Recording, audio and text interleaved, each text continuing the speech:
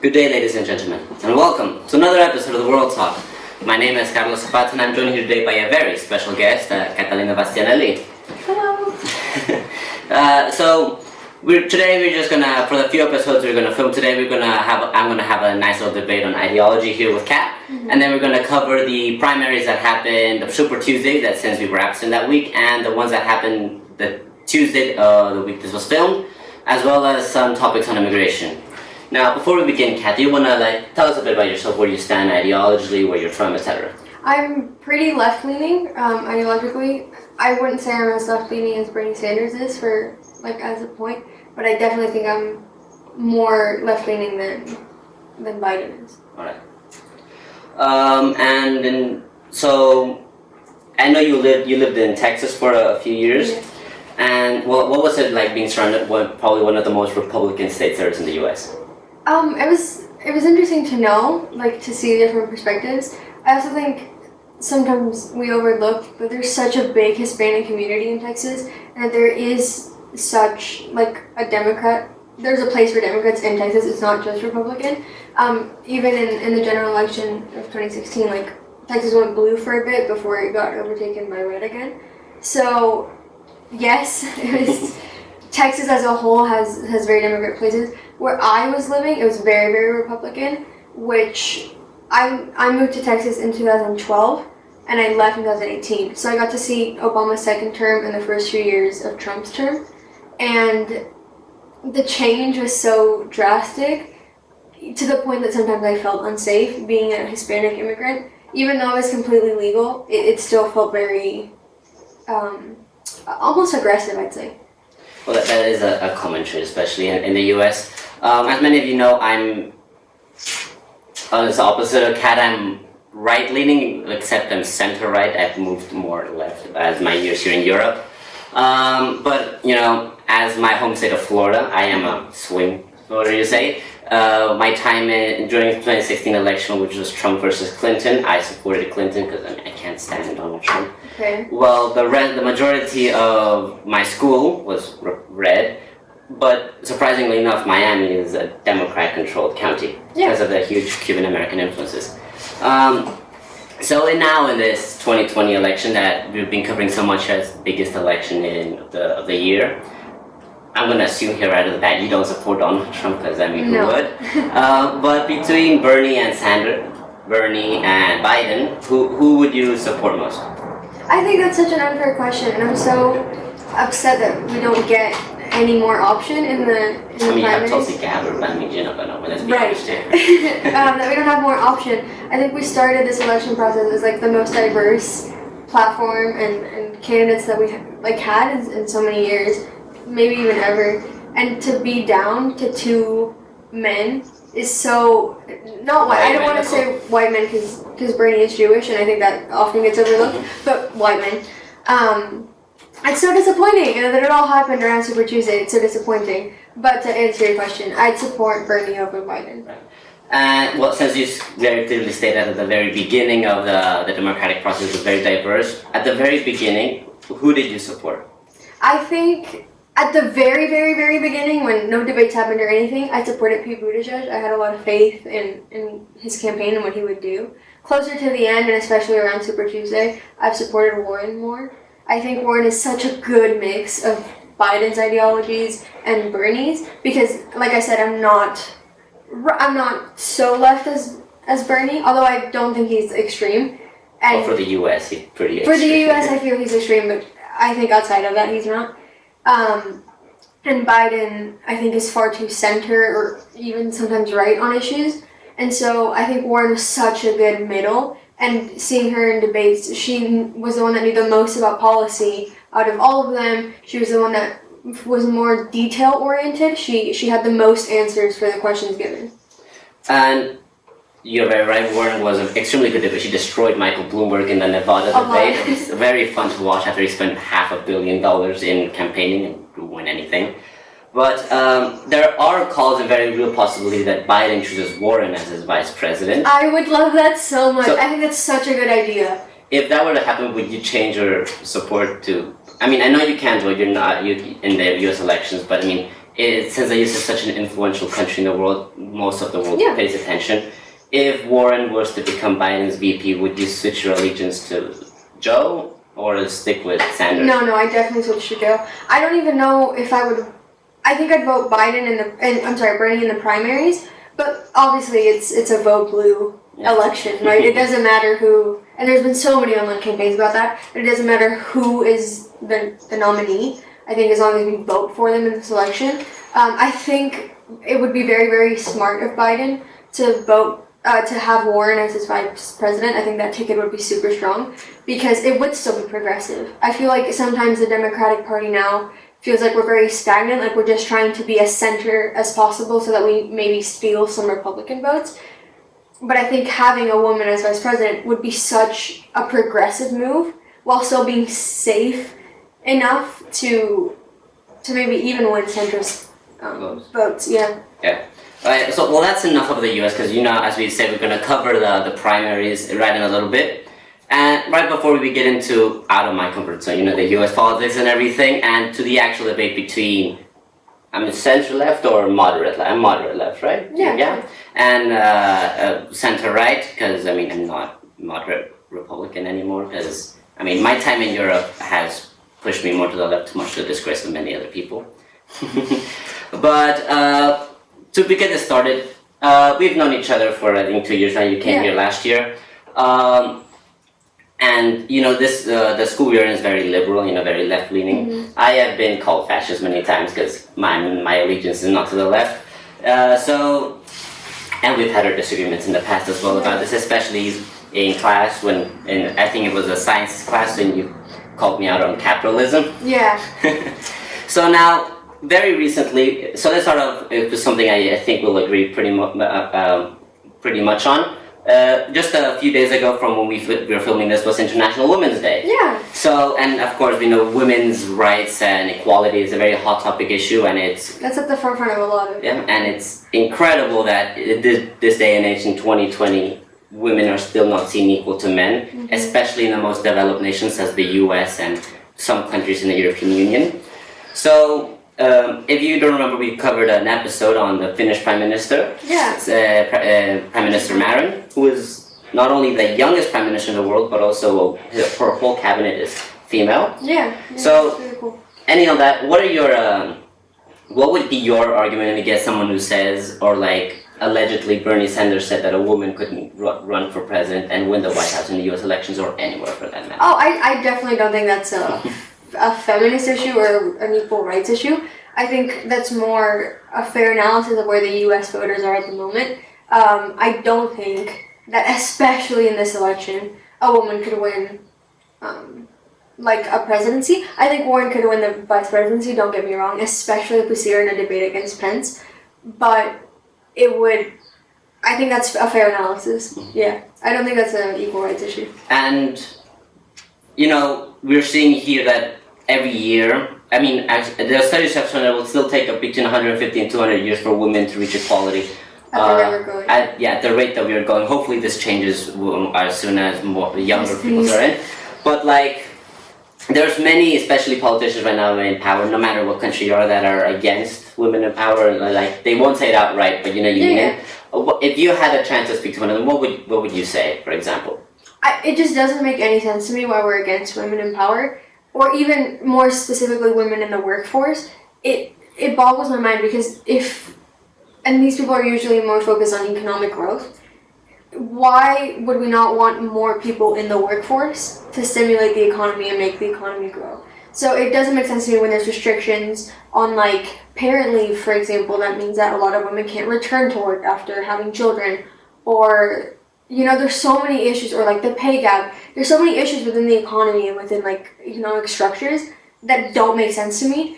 And then because I think women are equally represented in careers and in economic fields and jobs, I think that translates to power, because money is power in every case. And so because we're not allowed to have those opportunities and we can't hold on to those opportunities, especially after having children, it's crazy. Of course people are not going to want women in power, but we should have women in power. They're incredibly capable and able, just like men. And so I think that's... And at times even better. And at times even better.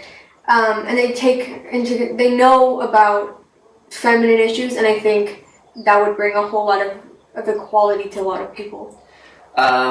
Recently, one of the top climate negotiators in the United Nations said something that I completely agree with, and she said, I can't remember her name for the life of me, I'm not very good with names, but she said that the argument against women in positions of power is completely unfounded, because if you have all men, you're only seeing 50% of the population's point of view. Yeah, exactly. If you have women, you can have 100% of the population, so you can come up with even better ways to fix problems, or a way to fix the problems that benefit both genders. Yeah, and I think women being a marginalized community, even though we're 50% of the population, we, I think, have more sympathy and are able to imagine easier how other marginalized communities feel and maybe like what they need. And sometimes what they need is a place at the table. And so I think men forget that, and they're like, oh, well, if I listen to women, it's the same thing as having women at the table. And it's great, and male politicians should definitely listen to women as long as, like, and with other marginalized communities, but it's not the same as having them at the table. Exactly. Now coming to a more controversial part of the equality and everything like that, which I'm going to assume, then again, I'm not very good at assuming you'll disagree.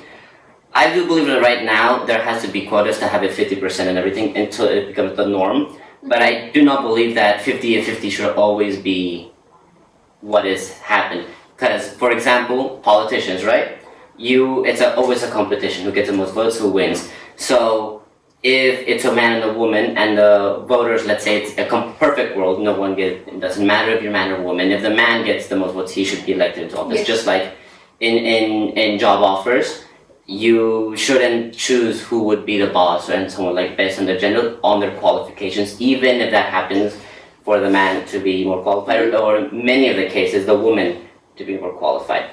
So, well, especially right now in this day and age, we need some sort of leniency to get to the norm. I think a good goal in the future would be to eliminate that, so whoever is more qualified gets the job. I agree, yeah, for sure. I think the quota serve as a way to shift the mentality of people, and to allow women to have those opportunities and be like, oh, women can do this, and the world hasn't crashed and burned yet.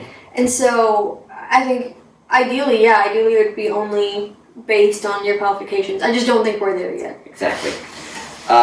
So now moving on from equality, I mean, I'm sure we'll hit some sub-themes along the course of the debate, but healthcare. Mm-hmm. Very big issue, especially in the US, which is, I think, the most developed nation that does not have... And also with the coronavirus. And with the coronavirus. Yes. I mean, before we get into it, can I just call out the president, Donald Trump? He said he didn't know that people died from the flu, and therefore he was downplaying the coronavirus. Yeah. And I was like, okay then. But... do you think, as Bernie Sanders is calling for, Medicare for all, no matter your income level, or what Pete was advocating at the beginning, which was single-payer option? No, I definitely think we should have a more, like the whole world, but the United States, should have Medicare for all or something similar to it. I think it's ridiculous that the American people keep dying, especially with insulin and stuff like that, or are scared to go to the doctor because they can't afford it. I think that shouldn't be an issue at all. And having such a large population and having so many people, it only makes sense to make them healthy. And I think we're seeing the issues of that right now, because we're seeing so many issues across the board with how healthcare systems work, because they're put under stress, under grave stress, and because of the coronavirus, sorry. And the American system just isn't holding up to what it should be. People are scared to even get tested because it costs $3,000 per test. And we can't have it doesn't make sense to have people at home, or not even at home because they have to work because they don't have paid sick leave.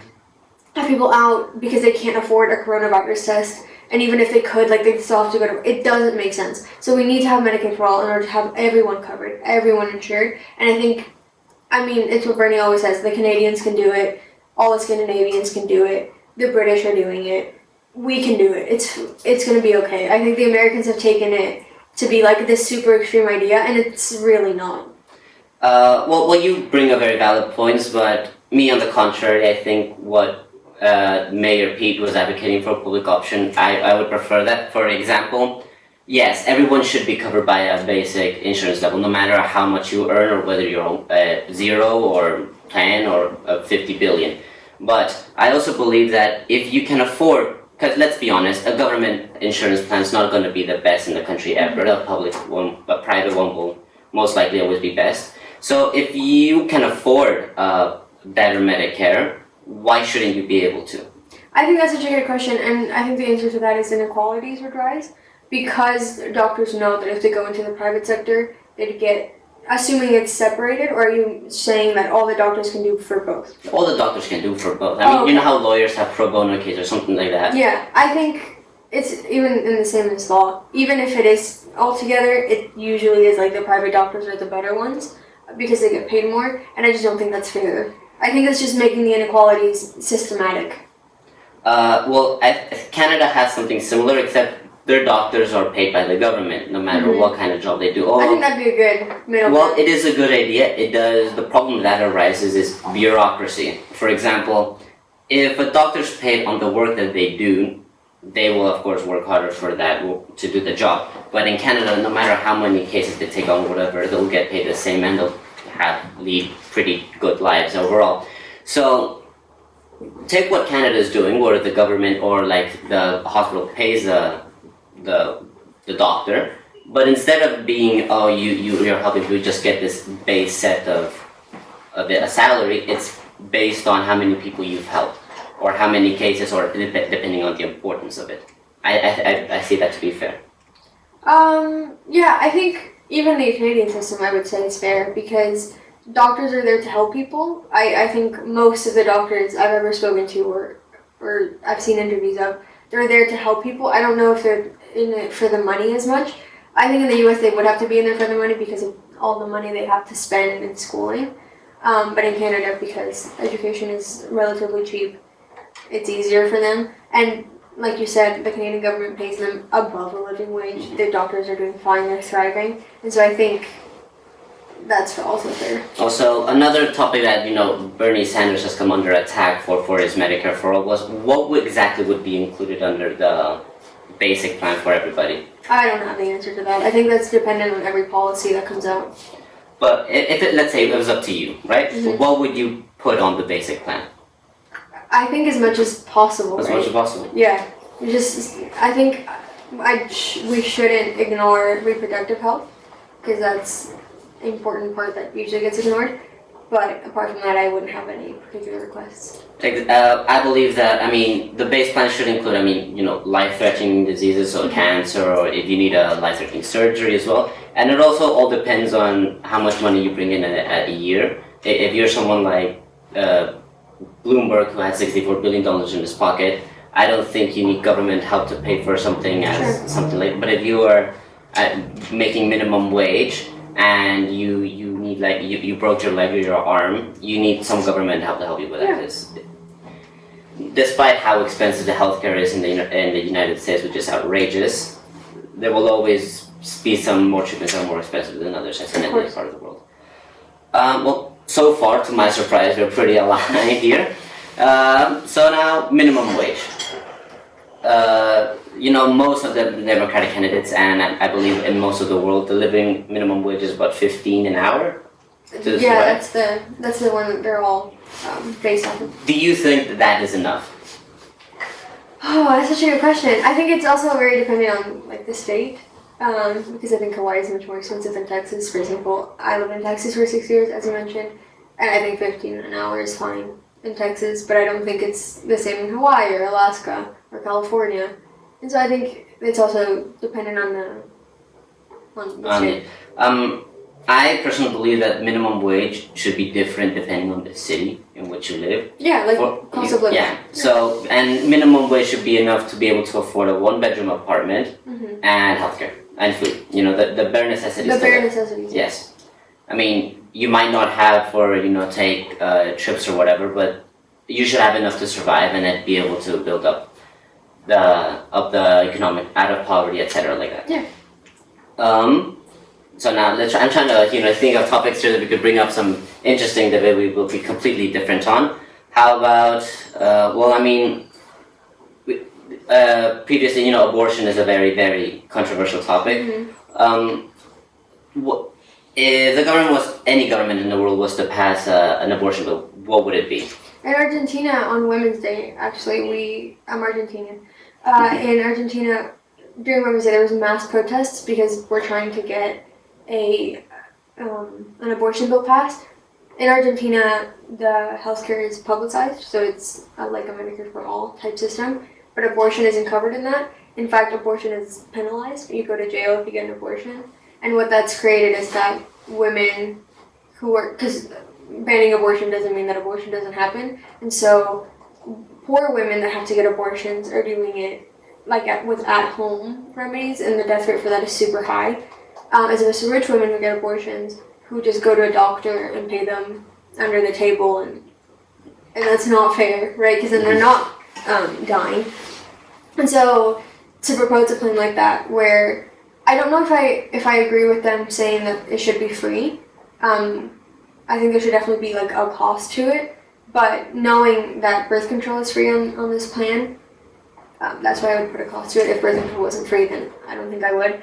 But just a system where like we're not getting penalized for it, we're getting help. Like there's other contraceptives available to prevent us getting there. Like more prevention as opposed to like stopping abortion. Yeah. Well, me personally, well, you might disagree, but I think 91% of abortions, happen before, I think, 7 weeks or something like that. My numbers are usually wrong because I'm not very good at math. But, sorry, not 7, 12 weeks. Yeah. And I believe that is already like a law that is not passed because it's like a universally followed law, rule, because most things happen. So I would say just have that law to make it something like that. Before 12 weeks you can have an abortion because most people have them before there anyways.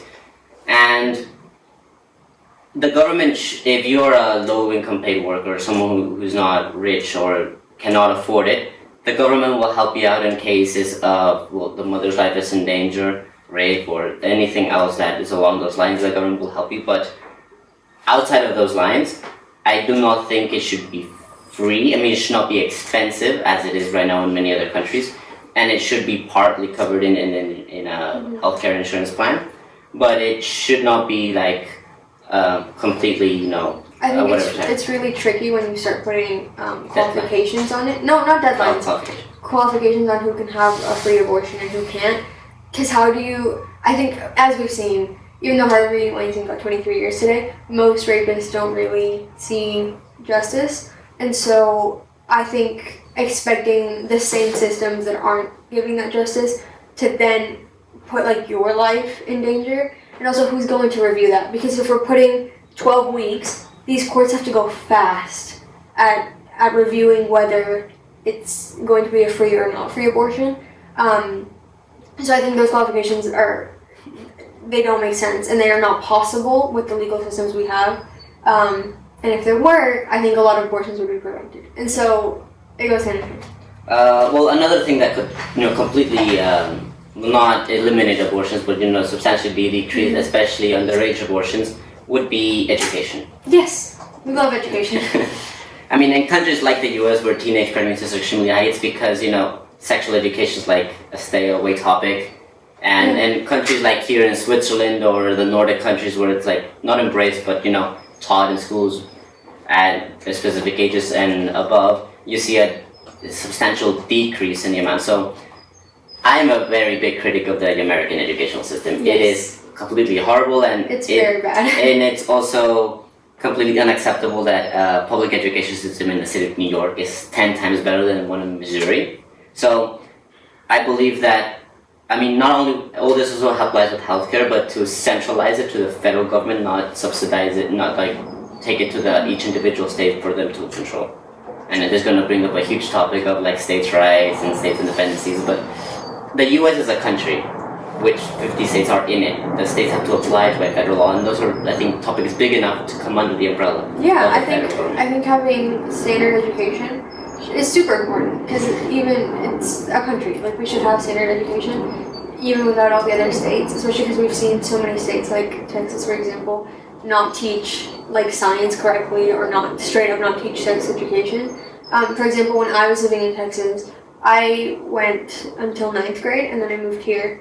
But all the sex education I got was one presentation where they just showed us pictures of STDs and then made us sign a card saying we were going to be eating abstinence until we got married, which isn't sexual education, like, in the least. And so I think sexual education should be across the board, but so should every other kind of education. Yeah.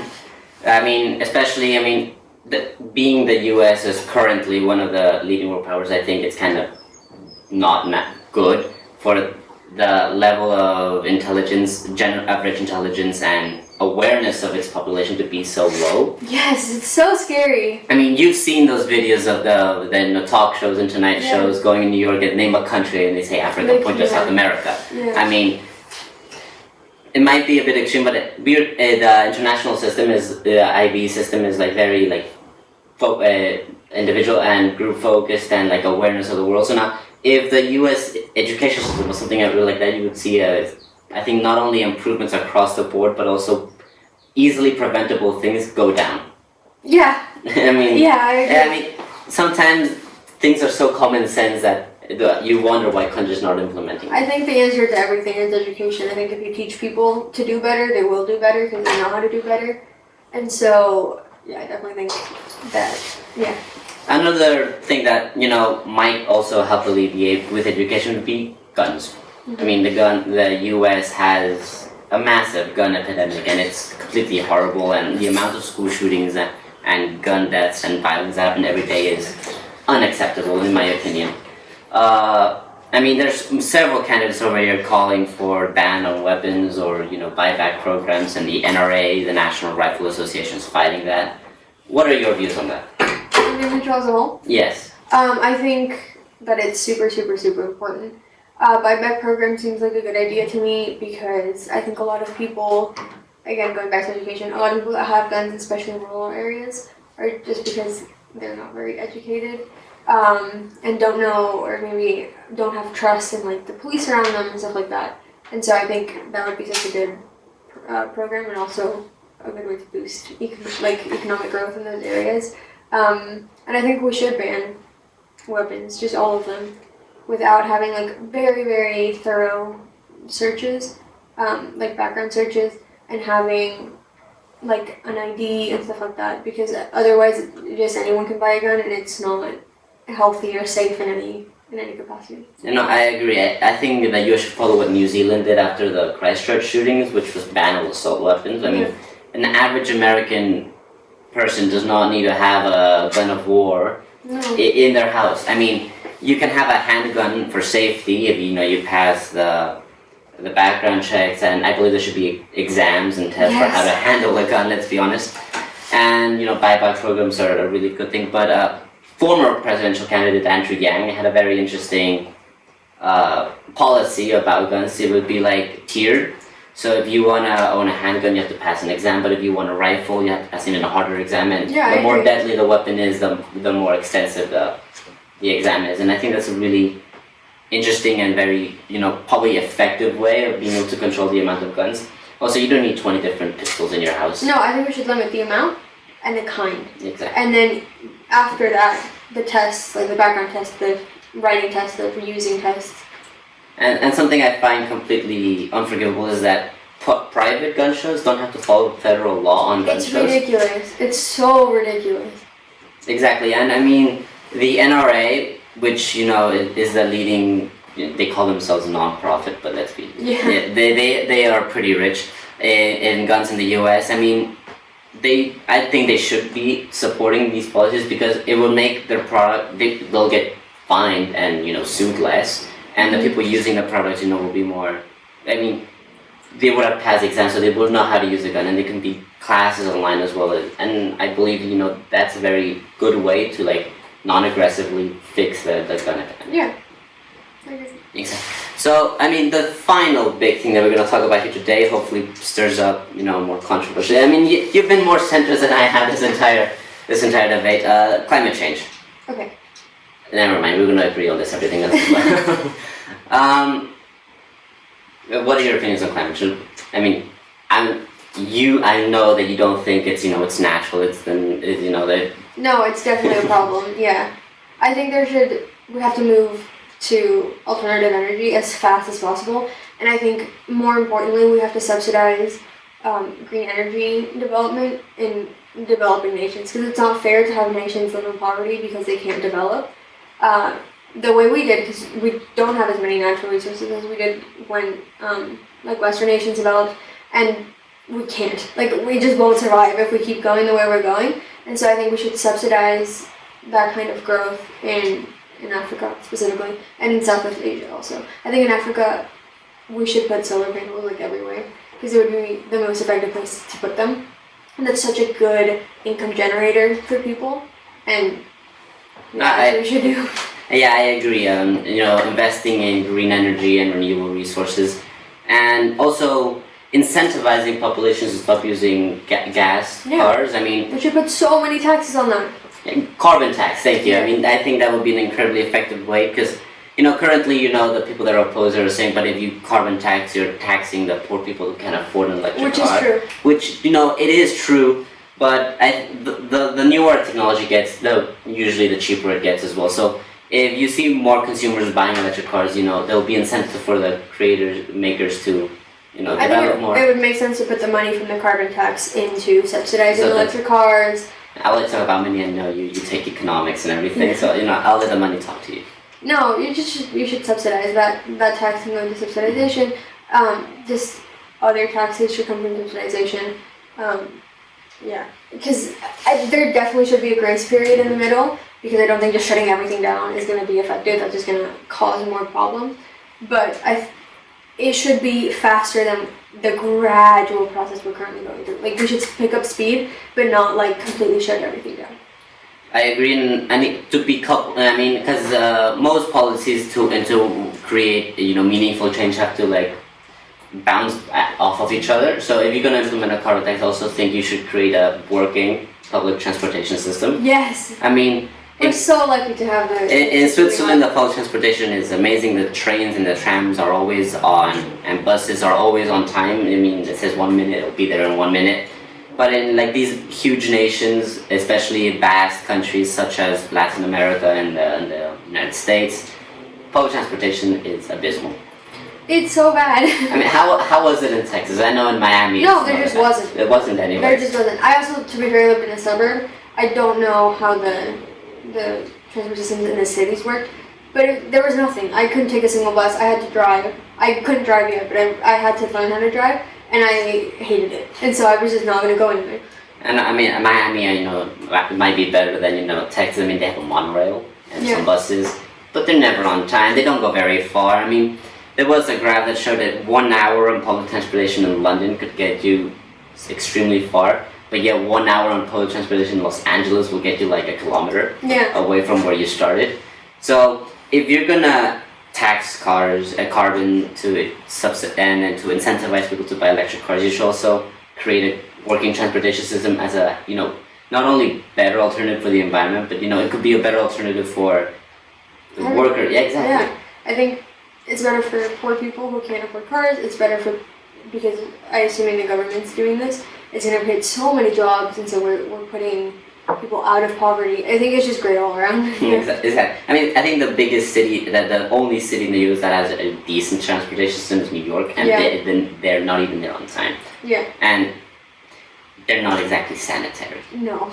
I mean, just to get to a glimpse of how unsanitary the metro was in New York, after the coronavirus epidemic hit New York, they decided to start cleaning the metros every 72 hours. So they weren't doing that before. Okay. What were they doing before?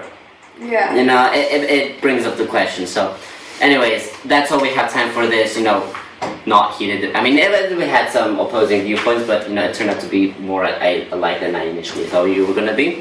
Which, I mean, don't get me wrong, is great. I mean, it brings a unified front for when our generation is at the power to change the world. If we get there, not too late.